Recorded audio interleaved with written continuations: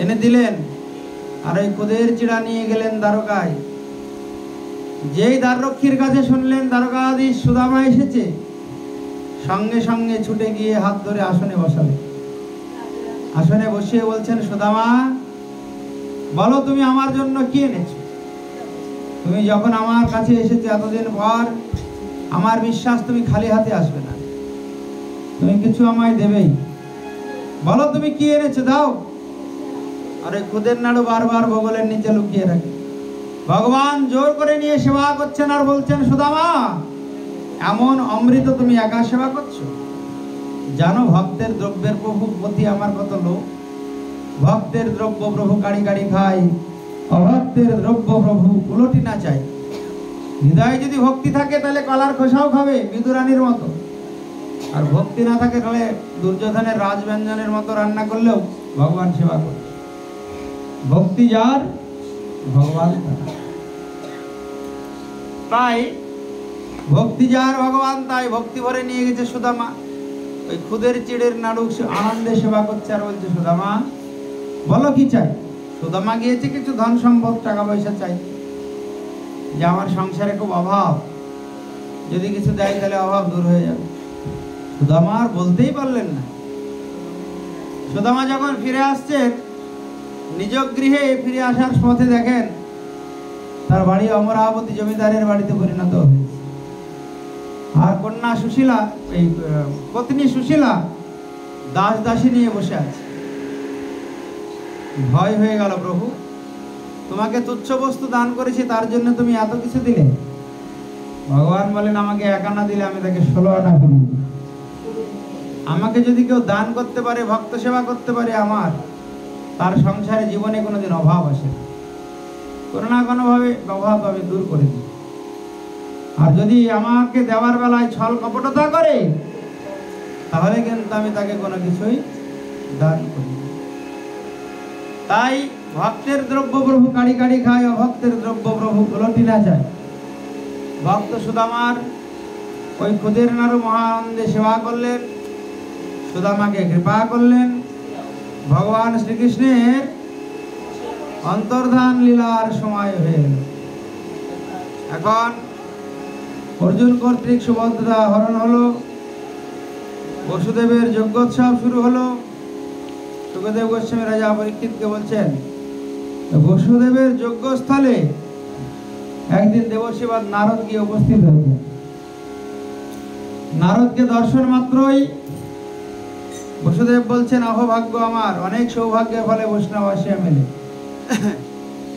তো নারদকে দেখেই ওই বসুদেব কয়েকটি প্রশ্ন করেছিলেন। দেবর্ষিবাদ নারদ বললেন, দেখো বসুদেব, এইরকম প্রশ্ন বিদেহরাজ নিমি একবার নবযোগেন্দ্রকে করেছিলেন। তাই নবযোগেন্দ্র সংবাদটি তুমি মন দিয়ে শোনো। বসুদেবের ওই যজ্ঞস্থলিতে দেবর্ষি ব্রহ্মর্ষি ঋষিরা এসে উপস্থিত হয়েছে, তার মধ্যে দুর্বাসাও আছে। তো জাম্ববতীর পুত্র শাম্বকে যদুকুমারগণ রমণী সাজিয়ে, গর্ভবতী রমণী সাজিয়ে ঋষিদেরকে পরীক্ষা করতে গেলেন। দেখি তো ঋষিরা কত বড় বুদ্ধিমান, কত জ্ঞান আছে। অনেকে সাধুদেরকে মূর্খ মনে করে। সাধুরা মূর্খ? সাধুরা মহাচালাক। মূর্খ কারা? যারা এই সংসারটাকে ধরে আছে, যেটা সাথে যাবে না সেটাকে ধরে নিয়ে পড়ে আছে। আর যারা চতুর চালাক, তারা কি করে? যেটা সাথে যাবে সেটাকে ধরে। হরে কৃষ্ণ কৃষ্ণ কৃষ্ণ হরে হরে, হরে রাম রাম রাম হরে, এটাকে ধরে নেবে তাড়াতাড়ি। যত হরিনাম করবে তত তোমার হরিনামের ফল শেষের দিনে সাথে যাবে। ওই জন্য টাকা জমালে যেমন বাড়ে, হরিনাম যত সংখ্যায় করবে তত বাড়তে থাকে, আর ওইটাই সাথে যাবে। ওই জন্য বলা হয়, বলো হরি বল। আর অন্য কিছু তো বলা হয় না, কালী কালী, দুর্গা দুর্গা, কার্তিক কার্তিক, গণেশ গণেশ, কারণ তারা সাথে যাবে না। তো শ্রীহরি ভগবান সাথে যাবে, ওই জন্য বলা হয় বলো হরি। ওই শ্রীহরি ভগবানের নাম যারা করে তারা বুদ্ধিমান। যারা দুর্ভাগা হতভাগা তারা ভগবানের নাম থেকে দূরে থাকে, কথা থেকে দূরে থাকে, সেবা থেকে দূরে থাকে, ঠাকুর পূজা থেকে দূরে থাকে, তাদের পরবর্তী জন্মে ওই ড্রেনের মধ্যে জন্ম হয় শুকর হয়ে। খাওয়া ঘুমানো বংশ বিস্তারে জীবনটাকে শেষ করবে। ভগবান বলবেন চলো এবার জন্ম দেব শুকর করে, খাবে আর ঘুমাবে, ড্রেনে কেউ ডিস্টার্ব করবে না। তাই মানব জন্ম লাভ করতে হলে তোমাকে কৃষ্ণ ভজন করতেই হবে। হলো কৃষ্ণচন্দ্র ভগবান কি। তাই দুর্বাসা, বিশ্বামিত্র, বশিষ্ঠ, নারদ সবাই উপস্থিত আছেন ওই বসুদেবের গৃহে। আর গর্ভবতী রমণী সাজিয়ে গিয়েছে পরীক্ষা করতে। এখন বলছে বলো তো ঋষিগণ, এই কন্যার গর্ভে পুত্র হবে না কন্যা হবে? ওরা তো আসলে কন্যা না, পুত্র তো ওরা সাজিয়েছে, নিয়েছে কন্যা। ভালো করে গয়না পরে আগে দেখবেন মনসা গান হতো, মনসা গানে ছেলেগুলোই মেয়ে সাজতো, ছেলেরা মেয়েদের মতো কথা বলে। একবার ছোটবেলায় মনসা গান শুনতে গিয়েছি, দেখি কি সুন্দরী একটা মেয়ে, ফলস চুল তো দেখতে বেশ সুন্দর, মানে ছেলেটা এতই ভালো দেখতে, সাজিয়েছে তো পুরো মেয়ে মনে হচ্ছে। কিন্তু যখন আঙুলগুলো দেখা যাচ্ছে তখন বাবা, এই মেয়ে ছেলের আঙুল এত মোটা, মানে মাঠে ঘাটে কাজ করে তো, কাজ করা আঙুল একটু শক্ত শক্ত হয়। তখন আমি মাকে জিজ্ঞাসা করছি কি ব্যাপার গো, তো দেখতে ভালো, মুখটা তো আঙুল এত মোটা কেন? ধর পাগল, ওটা কি মেয়ে নাকি? ওটা ছেলে মেয়ে সাজানো হয়েছে। ছেলে কখনো মেয়ে সাজলে মেয়ে হবে? জাম্ববতীর পুত্র শাম্বকে তোরা গর্ভবতী রমণী সাজিয়েছে যদুকুমার গণ। ঋষিদের সামনে নিয়ে গিয়ে বলছে বলুন তো এর গর্ভে পুত্র হবে না কন্যা হবে? সঙ্গে সঙ্গে দুর্বাসা বলে দিলেন, মহাক্রোধী দুর্বাসা বললেন শোনো যদুকুমারগণ, ওই রমণীর গর্ভ থেকে না হবে পুত্র, না হবে কন্যা, একটা কুলনাশক মুসলের জন্ম হবে। যেই বলেছে মুসল জন্ম হবে, বড় একটা লৌহপিণ্ড ধপ করে পড়েছে। সর্বনাশ, মুসল নাকি হবে কুলনাশক। তাড়াতাড়ি করে উগ্রসেনের কাছে নিয়ে গেলেন। উগ্রসেন বললেন তাড়াতাড়ি ওটাকে চূর্ণ করে সমুদ্রের জলে ভাসাও। ভালো করে চূর্ণ করবে, একদম ছাতুর মতো। ওই যদুকুমারগণ চূর্ণ করে সমুদ্রের জলে ভাসালেন। ভাসতে ভাসতে কিছু অংশ পাড়ে গিয়ে লাগলো, এরকা নামক ঘষের বনে পরিণত হল। আর কিছু অংশ একটা বৃহৎ মৎস্য সেবা করল। এরাজন ওই মাছটিকে এক জেলে ধরে, জরা নামক জেলে ধরে যেই বাড়িতে এসে কেটেছে, দেখে কি তার পেটের মধ্যে সুন্দর মুসল চূর্ণ। ওই জরা নামক ব্যাধ শিকারে যাওয়ার জন্য ওই মুসল চূর্ণ বানের অগ্রভাগে সংযোজন করলেন। আর বানটা খুব তীক্ষ্ণ হয়ে উঠল। গেলেন মৃগ আগত্যে, আর ওদিকে ভগবান দ্বারকাধীশ প্রভাস তীর্থে এসে ভাবছেন বৃক্ষতলায় আমাকে লীলা সম্বরণ করে চলে যেতে হবে। কলিযুগ আসবে, কলিযুগ উদ্ধার হবে কি করে? সঙ্গে সঙ্গে উদ্ধার গিয়ে বলছেন প্রভু তুমি চলে যাবে? বন্দন করছি প্রভু, তুমি চলে গেলে কি নিয়ে বাঁচবো বলো? তোমার জন্য সে সর্বত্র ত্যাগ করে এসেছি তোমার চরণে। ভগবান উদ্ধবকে বললেন তুমি আর এখানে থাকবে না, সোজা বদ্রীনাথে চলে যাবে। বদ্রীনাথে গিয়ে তুমি তপস্যা করবে, ওখানে আমাকে পাবে। দেখতে দেখতে ভগবানের অন্তর্ধান লীলা করার সময় এলো। ওই জরাকে ডেকে বললেন জরা তোমার কোনো দোষ নাই, রাম অবতারে তুমি আমাকে আড়াল থেকে বধ করেছিলে, আর কৃষ্ণ অবতারে আমি তোমাকে আড়াল থেকে বধ করলাম। তুমি ছিলে বালি, তোমাকে আমি আড়াল থেকে বধ করেছিলাম, আর তুমি এই অবতারে আমাকে আড়াল থেকে বধ করলে, তাই তোমার কোনো দোষ নাই জরা। আমি কখনো ঋণী থাকি না, আমি তো লীলা সম্বরণ করে চলে যাব। তাই সমস্ত ঋণ থেকে মুক্ত হয়ে আমি সদা আমি ভ্রমণ করি। বলো দ্বারকাধীশ ভগবান কি।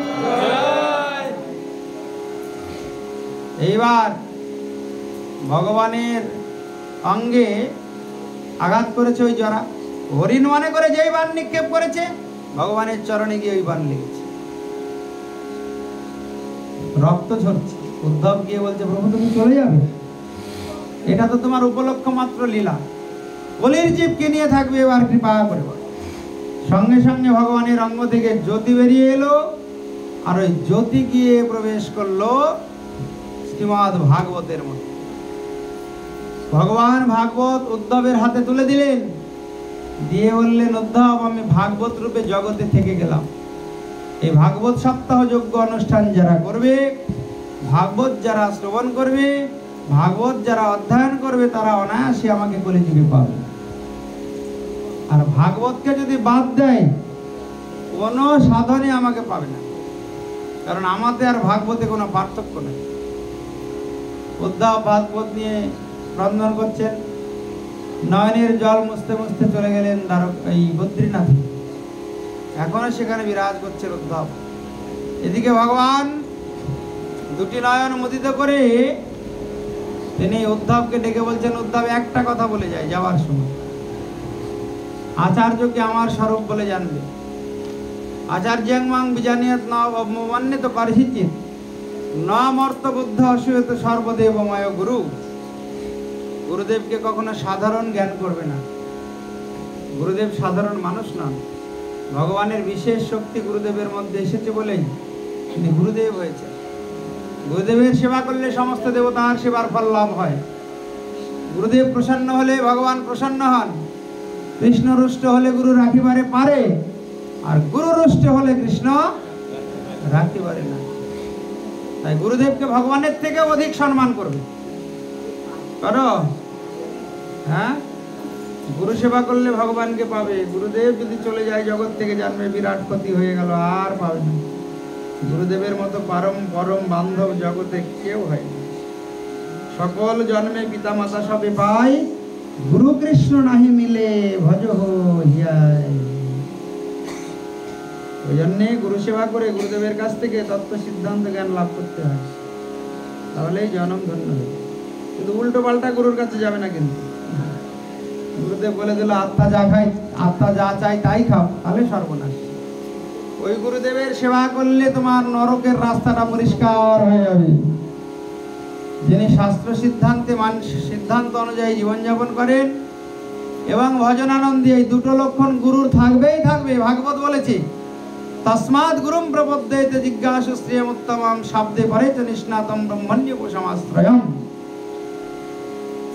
গুরুদেব হবেন শাস্ত্র সিদ্ধান্তে নিপুণ, আর দ্বিতীয় লক্ষণ হচ্ছে তিনি হবেন ভজনানন্দী। এই শিষ্যানন্দী হলে হবে না। যত পারবো শিষ্য করে যাব, আর শিষ্যের কিসে মঙ্গল হবে সে চিন্তা করবো না। শিষ্যকে বলে দেবো যে যা ইচ্ছা তাই খাও। এখানে যারা বসে আছে প্রায় সবাই দীক্ষা নিয়েছে। দীক্ষা নাওনি বলো? দেখো, দীক্ষা নিয়েছে তো গলায় একটু কপালে তিলক নাই। কেন নেই? তোমার কোনো দোষ নাই, এ গুরুর দোষ। এই গুরুগুলো এরকম সর্বনাশ করে চলে যায় সংসারে এসে। দীক্ষা দেব অথচ একটু তিলক পরার কথা বলবে না, গলায় মালা নেই, একটু প্রসাদ সেবা করার কথা বলবে না। এই দুর্ভাগা হতভাগা গুরুগুলো এই ঘরে ঘরে ঘুরে সর্বনাশ করে চলে যায়। আবার বলবে গোপন কথা কাউরে কইও না, এই কথা বলে চলে যায়, গোপন কথা কাউরে কইও না। এবার সাধারণ মানুষ মনে করে গুরুর চরণে যদি অপরাধ হয়। কত জায়গায় ভাগবতে গিয়ে আমরা বলি যে এগুলো খেতে নেই, বলে আমাদের গুরুদেব বলেছে খেতে, আপনি আবার কে? এমন ভাবে মাথাটা মুড়িয়ে চলে গেছে, তাকে আর শুদ্ধ ভক্ত করাই যায় না। এত হতভাগা, দীক্ষা দিয়ে ভগবানের ভোগ দিতে বলে না, বলে তোমার মন যা চাই তাই খাও। ওই গুরুদেবের চরণে শরণ নিলে তার নরক গতি 100% হবে। সবসময় সৎ গুরুদেবের চরণ আশ্রয় করতে হয়, যে আচরণ করে তোমাকে প্রেরণা দিয়ে ভগবানের সেবা শিক্ষা দেবে এবং ভগবানের চরণে পৌঁছে দেবে। আর না হলে, হ্যাঁ দীক্ষা তো নিয়েছি বাবু, 13 বছর হয়ে গেল, 13 বছরে গুরুদেবের নামই বলতে পারে না। নামটা কি? কি যেন নাম, দাঁড়ান এটা জিজ্ঞাসা করি। এই তোমার গুরুদেবের নাম কি? গুরুদেবের নামই মনে নাই, গুরু মন্ত্র মনে থাকবে কি করে? আবার বলে কি আমার দীক্ষা হয়ে গেছে। সর্বনাশ। আপনি আচরি ধর্ম জীবের শিখায়। আচরণ করে যদি গুরুদেব শিক্ষা না দেন, শিষ্যের কোনোদিন মঙ্গল। তাই গুরুচরণ আশ্রয় বিনা জীবের কখনো মঙ্গল হয়। উদ্ধবকে বলছেন, গুরুদেবকে আমার স্বরূপ বলে জানবে, আমাতে আর গুরুদেবের কোনো পার্থক্য নাই। ন মর্ত বুদ্ধ অশ্বেত সর্বদেবময় গুরু দব আচার্যং বিজানিয়াত ন অবমান্যত করহিজি। গুরুকে আচার্যকে আমার স্বরূপ করে জানবে, আমার রিপ্রেজেন্টেটিভ মানে প্রতিনিধি। আমি তো আর কি সামনে দাঁড়িয়ে বলবো না হরি নাম করো, আমি আমার প্রতিনিধিকে পাঠাবো, সে তোমাকে ভগবানের কথা বলবে, ভগবানের চরণে ফিরে যাওয়ার উপদেশ করবে। তুমি কিন্তু তার কথা শুনবে, তাহলে তোমার মঙ্গল হবে। তাই তুলসীর হার না পরে যে ছাড় জমালয়ে বাস্তার, তিলক ধারণ না করে যে জন বৃথায় জনমতা। দীক্ষা নিলে তোমাকে তুলসী ধারণ আর তিলক ধারণ করতেই হবে। তাছাড়া মহাপ্রভু বলছেন কোনদিন তুমি আমার কৃপা পাবে না। আর মহাপ্রভুর কৃপা থেকে বঞ্চিত হলে রাধা কৃষ্ণের কৃপা পাবে না। তাই মহাপ্রভু নিজে কণ্ঠে তুলসী মালা ধারণ করলেন, কপালে তিলক দিলেন, দিয়ে বলে যে এইবার তুমি হরি নাম কর। আর এই আমাদের সংসারে একটা কুসংস্কার আছে, কুলগুরু। কুল মানে বংশের গুরু। তার বাবা হয়তো সদাচারী বৈষ্ণব ছিল, ছেলেটা দুরাচারী হয়েছে। বাবা ছিল সদাচারী, ছেলে হয়েছে দুরাচারী, দিয়ে দীক্ষা দিচ্ছে কেন? আমার বাবার কুলগুরু। আরে দুর্ভাগা সংসারী লোক সেখানে গিয়ে পড়ছে, তুমি যা করো তাই করো, তোমার বাবা দিয়েছে আমাদের বংশে দীক্ষা, তুমিও দিয়ে দাও। এটা হলো কুসংস্কার। গুরুদেব হবেন তত্ত্বদর্শী পুরুষ, মুক্ত মহাত্মা, মায়ামুক্ত, তবে মঙ্গল হয়। কোন গৃহে যদি বিগ্রহের পূজা হয়, সেই গৃহে যদি মাছ মাংস রান্না হয়, ওই গৃহের সবার নরক গতি হবে। কেন? ওই মাছের গন্ধ আর মাংসের গন্ধ যদি বিগ্রহের নাকে আসে, এটা হলো মহা মহা অপরাধ। তাই বিগ্রহ প্রতিষ্ঠা করার আগে 10 বার ভাবতে হবে যে আমি যে বিগ্রহটা প্রতিষ্ঠা করছি, আমার পরিবেশটা অনুকূল তো, ছেলে মেয়ে ভাই বন্ধু স্বামী আমার অনুকূল তো, আমার পথের তো। ভগবান কি খেলনা নাকি? খেলার পুতুল তুমি সাজিয়ে রেখে দিলে, যথাযোগ্য সেবা করবে না, তোমার অপরাধ হবে, নরক গতি হয়ে যাবে ভগবানের সেবা করেও। ওই জন্যে বিগ্রহ প্রতিষ্ঠা করার পূর্বে আগে তোমাকে পরিবেশ তৈরি করে বিগ্রহ প্রতিষ্ঠা করতে হবে। তোমার যদি সম্ভব না হয় আলেখ্য সেবা করো, ফটোতেই তুলসী দাও, ফটোর গলায় মালা পরাও, তাহলেও তুমি বিগ্রহে সেবারই ফল পাবে। কিন্তু বিগ্রহ যখন প্রতিষ্ঠা করবে, প্রাণ প্রতিষ্ঠা করবে, যদি তুমি ঠিকঠাক সেবা না করতে পারে, বিগ্রহের মুখে গন্ধ ভেসে আসবে নিচতলা থেকে উপর তলা পর্যন্ত মাংসের, বলে বাবা কি করব, আমার স্বামী তো পারে না। আর স্বামী, ওটা স্বামী নয়, ওটা হলো আসামি। ওর মুখ দেখলেও পাপ। সকালবেলা উঠে যে সন্তান ভগবানের ভজন করে না, তার মুখ দেখলেও পিতামাতার পাপ হয়। আর যে পিতামাতা ভগবানের ভজন করে না, ওই পিতামাতার সেবা করলেও পাপ, তার মুখ দেখাও পাপ।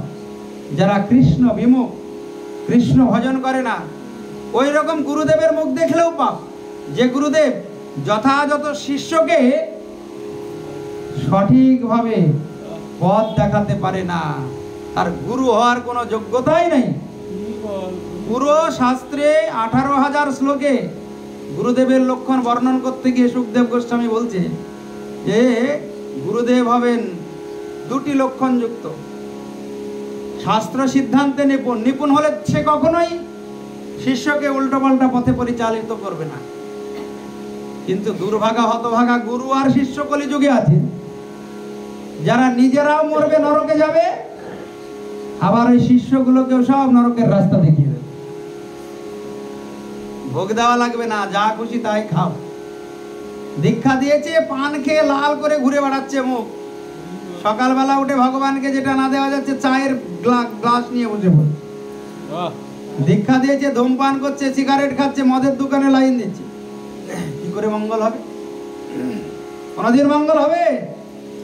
কোনদিন মঙ্গল হবে না। এই জন্মে শুনে যাও ভাগবতের তত্ত্ব সিদ্ধান্ত কথা, এইটা পরের জন্মে কাজে লাগবে। এই শব্দগুলি কানে গেলেও এক জন্মে না এক জন্মে কাজ হবেই। লঙ্কা যদি তুমি ভুল করেও খাও, কি হবে? মিষ্টি লাগবে, ঝাল কিন্তু লাগবে। ওই জন্য ভগবানের কথা যেভাবেই শোনো না কেন তার ক্রিয়া হবেই হবে, কারণ এটা হলো ভাগবতের কথা, শাস্ত্রের কথা। বলো কৃষ্ণচন্দ্র ভগবান কি। তাই ভগবান বুদ্ধকে বলছেন গুরুকে আমার স্বরূপ বলে জানবে, আমাতে আর গুরুতে কোনো পার্থক্য নাই। বরঞ্চ গুরুদেব আর আমি যদি এক জায়গায় দাঁড়াই, আগে গুরুদেবকে প্রণাম করবে, কারণ গুরুদেবের জন্য তুমি আমাকে চিনতে পেরেছো। গুরুদেব যদি আমাকে না চেনাই, এই জগতে কেউ আমাকে চেনাতে পারবে না। তাই গুরুদেব এক জন্ম দু জন্মের আপন নয়, চক্ষু দান দিলা যে জন্মে জন্মে প্রভু সেই, দিব্য জ্ঞান হৃদয় প্রকাশিত, কৃষ্ণ ভক্তি যাহা হইতে অবিদ্যা বিনাশ যাতে। নরোত্তম দাস ঠাকুর বলছেন বেদে গাই যাহার চরিত। সমস্ত বেদ গুরুদেবের গুণ মহিমা কীর্তন করেছেন। ওই জন্য ভগবানের সেবার আগে গুরু সেবা করতে হয়, গুরু সেবা করে তারপরে ভগবানের সেবা করতে হয়। বলো গুরুদেব ভগবান কি জয়।